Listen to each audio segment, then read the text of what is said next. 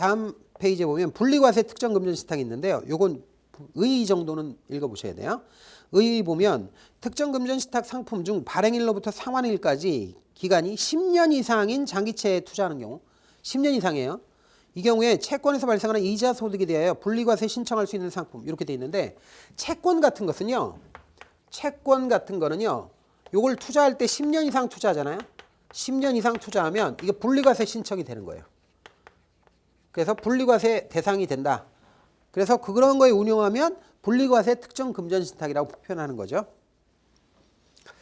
자, 다음에 재산 신탁이 있는데 여기 금전을 돈을 주는 게 아니라 돈을 맡기는 게 아니라 재산, 각종의 재산을 맡기면 재산 종류 엄청 많잖아요. 재산을 맡기면 재산 신탁이에요. 그래서 이건 뭐 원리는 똑같아요. 그래서 재산 신탁에 유가증권을 맡기면 유가증권 신탁. 그러니까 돈 받을 권리를 맡기면 금전 채권 신탁이라고 하는 거고 부동산을 맡기면 부동산 신탁이라고 하는 거예요, 그냥. 특히 부동산 신탁은 여기 좀 신탁이 좀 발달해 있죠. 부동산 신탁은. 그래서 부동산 신탁 중에 의는 읽어보고 특징도 됐어요. 토지를 맡기면 토지 신탁이에요. 토지를 개발한 다음에 그 수익을 다시 수익자에게 돌려주면 토지 신탁이 되는 거고 그다음에 내가 건물을 가지고 있는데 건물 관리를 할 지금 뭐 예를 들어서 건물주가 나이가 좀 연세가 높으셔서 이제 건물 관리 못 하겠다 그러면 신탁회사에 넘겨요. 그러면 신탁회사가 대신 관리해주고 그 수익을 줘요. 그러면 이거 부동산 관리 신탁이라고 그래요. 그 다음에 부동산 처분 신탁이라는 것도 있는데 이건 뭐예요? 회사가 망했어.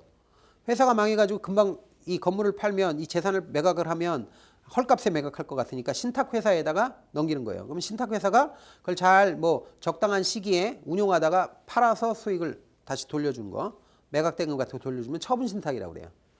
자, 그 다음에 담보 신탁은 대출을 그 신탁회사에 가가지고 내가 대출을 받으려고 하는데 신탁 수익증권 하나 띄워주세요. 그러면 신탁회사에서 수익증권을 띄워주면 그 수익증권 가지고 은행 가서 대출을 받는 거예요. 이걸 담보신탁이라고 그래요. 대출 목적으로 하는 거를.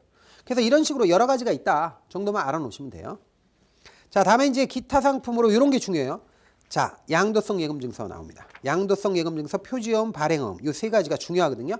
그래서 양도성 예금증서를 영어로 CD라고 그래요. 그 다음에 표지어음을 CB라고 그러거든요. 원래 커버드 본드라고 그래서 CB라고 하는데 근데 이걸 CB라고 하면 표지어음을 CB라고 하면 다른 거하고 컨버터블 본드라고 이 커버드 본드라고 해서 CB라고 표현하면 CB가 또 다른 것도 있어요. CB가 뭐냐면 컨버터블 본드라고 해서 여기 뭐 전환사채도 이거예요. 그래서 그냥 표지어음은 그냥 우리말로 표지어음이라고 합니다. 영어로 표기 안 하고 그래서 표지어음 있고 그 다음에 발행어음이라는 게 있어요. 발행어음.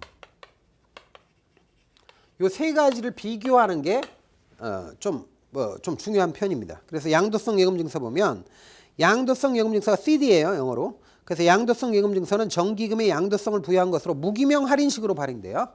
이렇게 하는 거고 아예 할인해서 발행해요.